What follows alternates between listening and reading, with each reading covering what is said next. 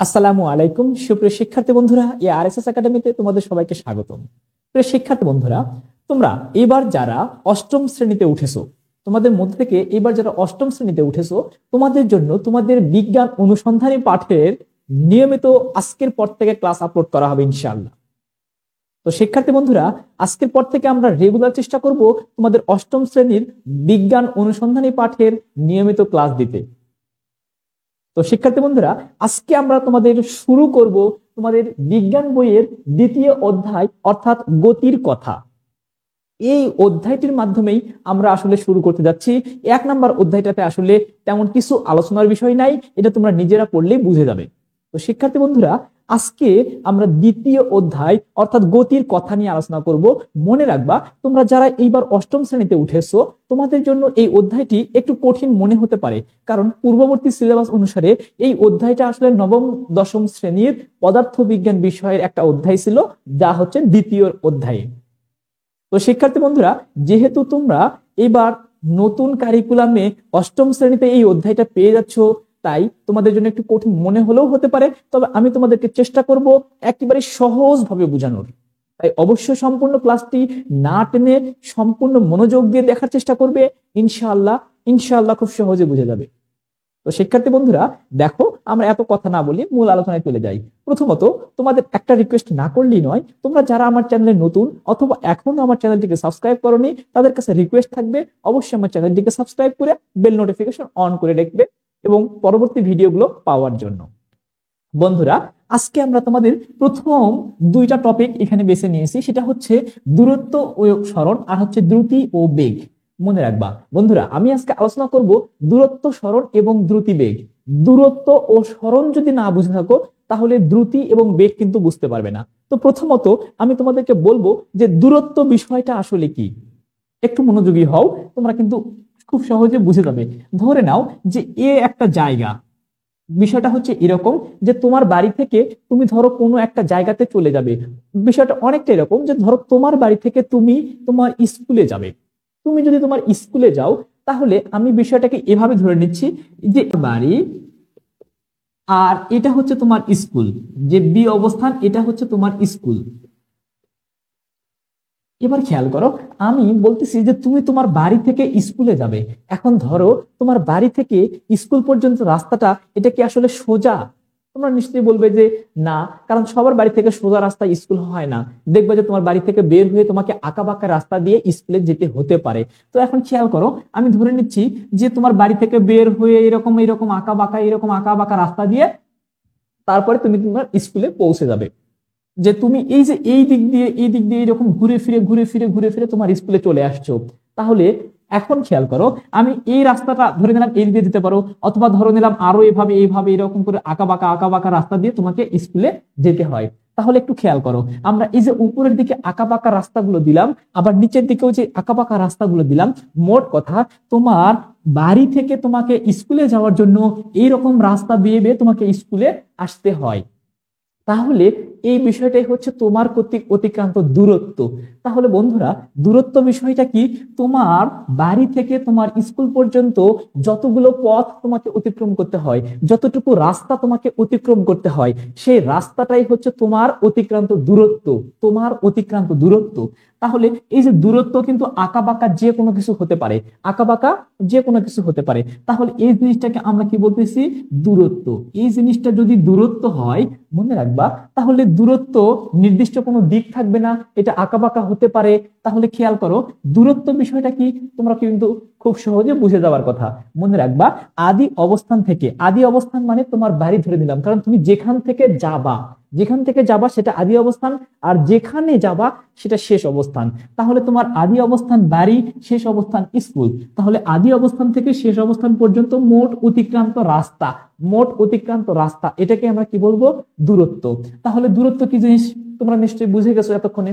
এবার খেয়াল করো, দূরত্বের কিন্তু আমরা একক আছে, এটা আমাদের জানতে হবে। মনে রাখবা, দূরত্ব যেহেতু এক প্রকার দৈর্ঘ্য বোঝায়, দূরত্ব যেহেতু এক প্রকার দৈর্ঘ্য, এটা কি এক প্রকার দৈর্ঘ্য না?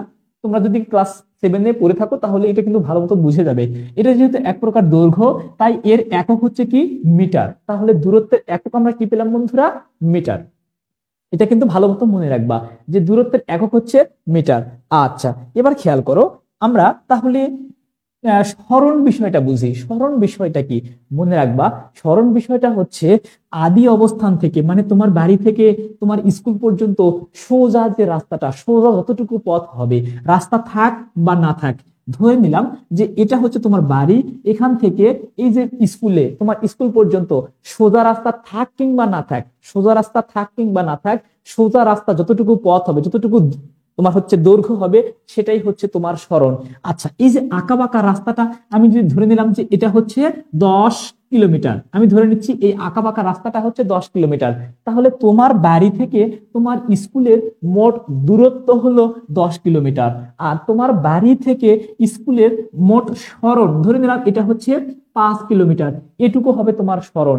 তাহলে এবার একটু খেয়াল করো, সরণ হলো সোজা পথ, সরণ হলো সোজা পথ, অর্থাৎ আগের অবস্থান থেকে শেষ অবস্থান পর্যন্ত সোজাসুজি যে রাস্তাটা, একদম সোজা রাস্তা, রাস্তা থাক কিংবা না থাক, রাস্তা যদি নাও থাকে তারপরও সোজা যতটুকু দূরত্ব হবে, সোজা যতটুকু দৈর্ঘ্য হবে, এই সোজা বরাবর যে দৈর্ঘ্য হবে সেই দৈর্ঘ্যটাকে আমরা বলবো হচ্ছে কি সরণ।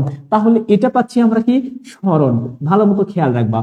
তাহলে উপরের দিকে যে আঁকা বাঁকা রাস্তাগুলো, এটাকে পাচ্ছি আমরা দূরত্ব, আর সোজা রাস্তাটাকে আমরা বলবো কি সরণ। তাহলে সোজা রাস্তা দেখো তো একটা নির্দিষ্ট দিক আছে না, এটা কিন্তু আমরা খুব সহজেই বুঝতে পারি।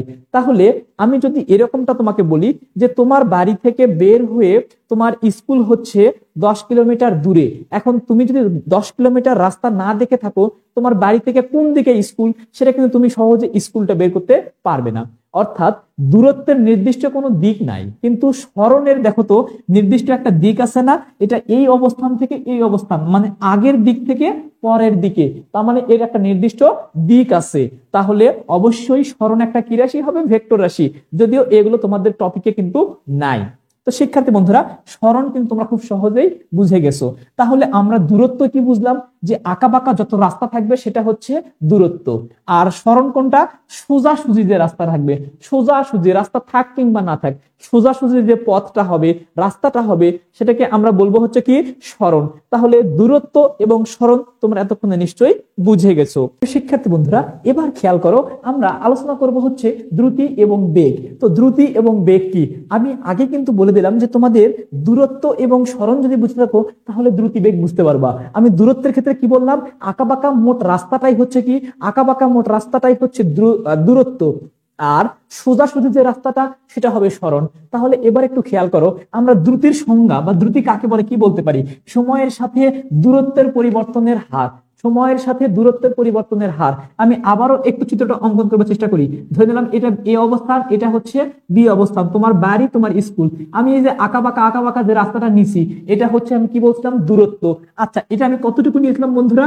10 কিলোমিটার। এই যে 10 কিলোমিটার রাস্তা, ধরে নিলাম যে এই 10 কিলোমিটার রাস্তা আসতে তোমার সময় লাগছে হচ্ছে 5 মিনিট। ধরে নিলাম তোমার সময় লাগছে হচ্ছে 5 মিনিট। আচ্ছা, 5 মিনিট না দেখে আমি ধরো এবার দিচ্ছি হচ্ছে এককগুলো একটু মিটারে নিচ্ছি, ছোট একক নিচ্ছি।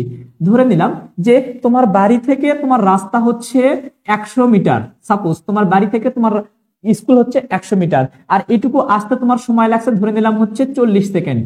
ধরে নিলাম তোমার সময় লাগছে হচ্ছে 40 সেকেন্ড। এবার খেয়াল করো, তাহলে তোমার বাড়ি থেকে তোমার স্কুলে যেতে সময় লাগছে 40 সেকেন্ড আঁকা বাঁকা রাস্তা দিয়ে। তাহলে আমি যদি বলি তোমার দ্রুতি কত? দ্রুতি আমি কি বললাম বন্ধুরা? সময়ের সাথে দূরত্বের পরিবর্তনের হার। মনে রাখবা, এই যে হার শব্দের অর্থ হচ্ছে সময় দ্বারা ভাগ।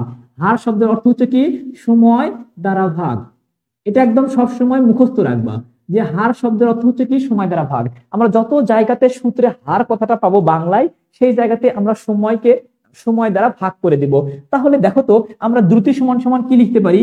দ্রুতি সমান সমান আমরা লিখতে পারি না, দ্রুতি ইজ ইকুয়াল কি? দূরত্ব ভাগ সময়। দ্রুতি ইকুয়াল কি? দূরত্ব ভাগ সময়। বন্ধুরা, দ্রুতি সমান সমান কি পাচ্ছি আমরা? দূরত্ব ভাগ সময়। তাহলে মোট অতিক্রান্ত দূরত্ব কত ছিল আমি যদি এখানে বের করি, তাহলে এই জায়গাতে কি 100 মিটার ভাগ সময় লাগছে কত? 40 সেকেন্ড। এটা ভাগ করলে আমাদের যে মানটা পাবো সেটাই হবে কি? দ্রুতি। অর্থাৎ দ্রুতি বিষয়টা কি? দূরত্ব ভাগ সময়। তাহলে দ্রুতি কাকে বলে? যে সময়ের সাথে দূরত্বের পরিবর্তনের হার। সময়ের সাথে দূরত্ব যতটুকু পরিবর্তন হবে, 1 মিনিটে তুমি কতটুকু দূরত্ব অতিক্রম করলা, সেটাই হচ্ছে তোমার দ্রুতি। তাহলে দ্রুতি সমান সমান কি দূরত্ব ভাগ সরণ। আমি ধরে নিলাম এই জায়গাতে 100 মিটার হচ্ছে কি তোমার দূরত্ব, আর তোমার আসতে সময় লাগতে হচ্ছে 40 সেকেন্ড, তাহলে তোমার দ্রুতি হবে হচ্ছে 100/40। এবার খেয়াল করো তো, আমরা যদি দ্রুতির একক বের করবার চেষ্টা করি, একক, তাহলে দেখো তো উপরে এই 100টা কি ছিল বন্ধুরা, মিটার না, আর নিচে এই যে 40টা কি সেকেন্ড না, এই নিচে 40টা হচ্ছে কি সেকেন্ড। সেকেন্ডকে প্রকাশ করা হয় এস দ্বারা, মিটারকে প্রকাশ করা হয় এম দ্বারা। এবার খেয়াল করো তো, তাহলে আমরা এই জিনিসটাকে, এই যে নিচের এসটাকে যদি আমি উপরে নিয়ে যাই, নিচের এসটাকে যদি আমি উপরে নিয়ে যাই, তোমরা কিন্তু সূচকের অধ্যায়ে পড়ে আসছো, ক্লাস 7-এ তোমাদের গণিত বইয়ে ছিল। তাহলে নিচের জিনিসটাকে উপরে নিয়ে গেলে পাওয়ারটা কি ইনভার্স হয়ে যায় না? কারণ নিচে এখানে পাওয়ার 1 ছিল, সেই একটা যদি উপরে চলে যায় তাহলে পাওয়ারটা কি -1 হয়ে যাবে। এটাই হচ্ছে তোমাদের দ্রুতির একক। তাহলে দ্রুতি হচ্ছে কি দূরত্ব ভাগ সময়, আর এটাকে আমরা কি লিখতে পারি, যে মিটার পার সেকেন্ড। আচ্ছা, অতিক্রান্ত দূরত্ব, দ্রুতিটাকে যদি আমরা ভি দ্বারা প্রকাশ করি, অতিক্রান্ত দূরত্বকে আমরা যদি ডি দ্বারা প্রকাশ করি, সময়কে প্রকাশ করা হয় কি দ্বারা, টি দ্বারা। তাহলে দ্রুতি সমান সমান দূরত্ব ভাগ সময়। বন্ধুরা বুঝাইতে পারছি, এটাই হচ্ছে তোমাদের দ্রুতি। তাহলে এবার একটু বেগ বোঝানোর চেষ্টা করি। বেগটা কি বলছে, আমি সময়ের সাথে সরণের পরিবর্তনের হার। তাহলে এবার খেয়াল করো, বেগ সমান সমান আমরা কি লিখতে পারি, যে বেগ ইকুয়াল কি সরণ ভাগ সময়, বেগ ইকুয়াল কি সরণ ভাগ সময়, সরণ ভাগ সময়। আচ্ছা, সরণ, এই জায়গাতে দেখো তো, আমি এই যে সোজাসুজির যে রাস্তাটা, সোজাসুজি যতটুকু রাস্তা সেটাকে আমি বলছিলাম সরণ। তাহলে সরণ আমি ধরে নিয়েছিলাম তোমাদের, আচ্ছা এবার আমি ধরে নিই একটু অল্প করে, ধরে নিলাম যে সরণ হচ্ছে 50 মিটার। ধরে নিলাম যে তোমার স্কুল, বাড়ি থেকে স্কুল পর্যন্ত তোমার মোট সরণ হচ্ছে 50 মিটার। আর এটুকু আসতে তোমার সময় লাগছে ধরে নিলাম যে 25 সেকেন্ড। এটুকু আসতে ধরে নিলাম তোমার সময় লাগছে হচ্ছে 25 সেকেন্ড। সেকেন্ডকে তুমি এস ই সিও লিখতে পারো, অথবা শুধুমাত্র এস লিখতে পারো। শুধুমাত্র এস লেখাটাই শ্রেয়, কারণ সময়ের একক হচ্ছে সেকেন্ড। এখন খেয়াল করো, তাহলে আমরা তোমার 50 মিটার, তোমার বাড়ি থেকে স্কুল হচ্ছে 50 মিটার সোজাসুজি যে রাস্তাটা, কারণ সোজা রাস্তা ছাড়া সরণ তো হবে না, কারণ সোজা রাস্তা তোমার হচ্ছে 50 মিটার, আর 25 সেকেন্ড তোমার সময় লাগছে। এবার যদি আমি তোমাকে বলি তাহলে তোমার বেগ কতটুকু, তাহলে আমরা কিভাবে বের করব, এই যে 50 ভাগ কি করব আমরা 25 দিব, 50/25। তাহলে দেখো তো আমরা পাচ্ছি কত, 2। তাহলে এই 2টা হবে কি তোমার বেগ। বন্ধুরা একটু খেয়াল করো, আমি যদি এখানেও একক খুঁজবার চেষ্টা করি, তাহলে দেখো তো এই যে 50টা কি ছিল মিটার, আর নিচের এই 25টা কি ছিল সেকেন্ড মানে এস। তাহলে এককটা কি হবে, যে মিটার, আবার এসটা যদি আবারও উপরে নিয়ে যাই, কারণ এস এর পাওয়ার এখানে কিছু নাই মানে 1 আছে, তাহলে এই একটা যদি আমি আবার উপরে নিয়ে যাই পাওয়ারটা কি হয়ে যাবে, -1 হয়ে যাবে। তার মানে কি 2 মিটার পার সেকেন্ড। এটা পড়ার সিস্টেমটা হচ্ছে 2 metre per second, metre per second. এভাবে কিন্তু আমরা বলতে পারি, অথবা আমরা বলতে পারি মিটার সেকেন্ড ইনভার্স 1, কারণ পাওয়ারটা হচ্ছে আমরা ইনভার্স বলতে পারি যদি মাইনাস পাওয়ার থাকে। তাহলে খেয়াল করো, আমরা বেগ সমান সমান পাচ্ছি হলো সরণ ভাগ সময়, আর দ্রুতি সমান সমান পাচ্ছি হচ্ছে দূরত্ব ভাগ সময়। আচ্ছা, এক্ষেত্রেও কিন্তু আমরা এই যে বেগটাকে প্রকাশ করতে পারি ভি দ্বারা, বেগটাকে প্রকাশ করতে পারি ভি দ্বারা, আর সরণকে প্রকাশ করা হয় হচ্ছে এস দ্বারা, সরণকে প্রকাশ করা হয় এস দ্বারা। আর নিচে কি সময়, সময়কে প্রকাশ করা হবে কি দ্বারা, টি দ্বারা। তাহলে একটু খেয়াল করো তো, তাহলে আমরা সূত্র কি পেলাম, যে ভি ইকুয়াল এস ডিভাইডেড টি। একটু খেয়াল করে দেখো, তাহলে আমরা দ্রুতি সমান সমান লিখতে পারি ভি ইকুয়াল ডি ডিভাইডেড টি, আর বেগের বেলা লিখতে পারি কি ভি ইকুয়াল এস ডিভাইডেড টি। তাহলে এই জিনিসটাকে আমরা বলবো হচ্ছে বেগ। তাহলে বেগটা কি সরণ ভাগ সময়, তাহলে বেগ ইকুয়াল সরণ ভাগ সময়। সরণ হচ্ছে 50 মিটার, তারপরে সময় হচ্ছে 25 সেকেন্ড। তাহলে আমরা পেয়ে গেলাম 2 কি মিটার পার সেকেন্ড। এটা হচ্ছে কি বেগের একক। তাহলে খেয়াল করো তো, বেগের এককও পেলাম মিটার পার সেকেন্ড, আবার কি দ্রুতির এককও পেলাম মিটার পার সেকেন্ড না? দুটার কিন্তু একক সেম, এর এককও মিটার পার সেকেন্ড, এর এককও মিটার পার সেকেন্ড, কিন্তু দুইটা বিষয় কি এক জিনিস? একটু খেয়াল করো, আমরা বেগ সমান সমান জানি হচ্ছে সরণ ভাগ সময়, আর দ্রুতি সমান সমান জানি হচ্ছে দূরত্ব ভাগ সময়। দুটা কি এক জিনিস? তার মানে জিনিস দুইটা আলাদা, কিন্তু এরও একক মিটার পার সেকেন্ড, এরও একক মিটার পার সেকেন্ড। তার মানে এককটা সেম, কিন্তু বিষয় দুইটা কিন্তু আলাদা আলাদা। এই জিনিসটাকে আমরা বলি হচ্ছে দ্রুতি এবং বেগ। তো শিক্ষার্থী বন্ধুরা, আজকে তোমাদের দ্রুতি, বেগ এবং দূরত্ব এবং সরণ এগুলো বুঝতে পারছো কিনা তোমরা অবশ্যই কমেন্টসে জানিও। যদি বুঝতে পারো সেটাও কমেন্টসে জানিও, না বুঝতে পারো সেটাও কমেন্টসে জানিও। তাহলে আমি চেষ্টা করব আরো সহজভাবে বোঝানোর। পরবর্তী পর্ব দেখার জন্য তোমাদের আমন্ত্রণ রইল। ধন্যবাদ।